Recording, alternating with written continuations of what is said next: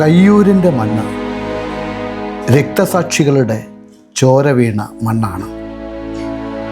ആ ചോര വീണ മണ്ണിൻ്റെ ചരിതങ്ങൾ നിരന്തരം പാടിക്കൊണ്ടിരിക്കുന്ന, എഴുതിക്കൊണ്ടിരിക്കുന്ന ഒരു എഴുത്തുകാരനുണ്ട്. അതാണ് സി അംബുരാജ്.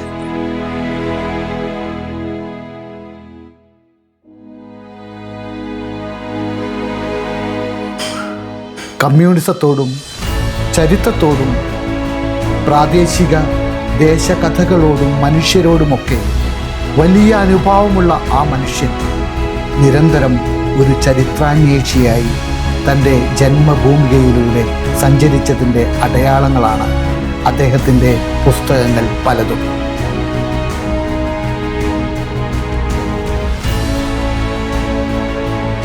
ശന്തനുവിൻ്റെ പക്ഷി എന്ന കഥാസമാഹാരവും തുടർന്ന് മരിച്ചവരുടെ മനുഷ്യൻ എന്ന പുസ്തകവും, ഓർമ്മകളുടെ പുസ്തകമായ നരിത്തലയുള്ള നാലണ, അതുപോലെ തന്നെ തീയക്കുഞ്ഞിൻ്റെ ചൂട്ട് എന്ന നോവൽ, തുടർന്ന് ചോപ്പിൻ്റെ സമരസാക്ഷ്യങ്ങൾ, ഇങ്ങനെ അനേകം കൃതികൾ സി അംബുരാജിൻ്റേതായുണ്ട്.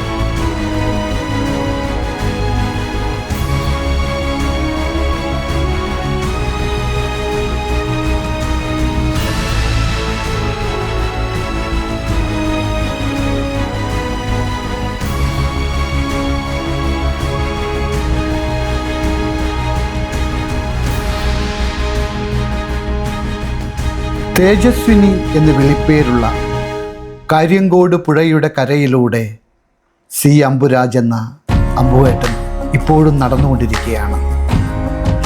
ചരിത്രത്തിൻ്റെ മറഞ്ഞുപോയ അടരുകൾ പിന്നെയും പിന്നെയും ഇളക്കിയെടുത്ത് തൻ്റെ സർഗാത്മകതയ്ക്ക് വിഷയമാക്കിക്കൊണ്ടിരിക്കുകയാണ് അദ്ദേഹം.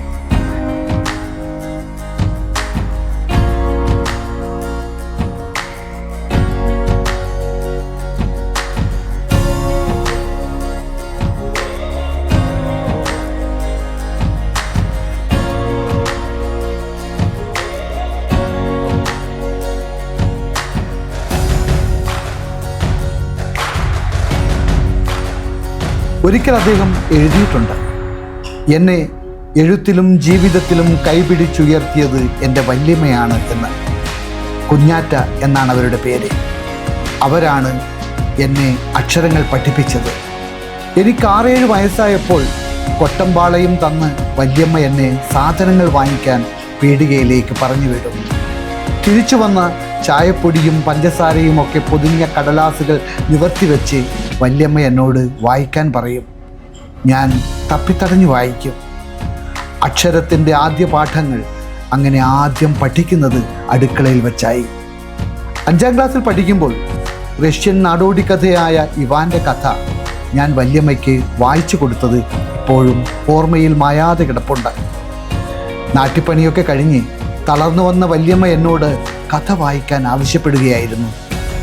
തെങ്ങിൻ്റെ പടിയിലിരുന്ന് ചിമ്മിണിക്കൂട് കത്തിച്ച് അതിൻ്റെ കറുത്ത പുക ശ്വസിച്ചുകൊണ്ട് ഇരുട്ടിൻ്റെ നിശബ്ദതയിൽ ഇവാൻ്റെ കഥ ഒച്ചത്തിൽ ഞാൻ പറയുമ്പോൾ വല്യമ്മ നിശബ്ദയായി കാലുകളാട്ടിക്കൊണ്ടിരുന്നു.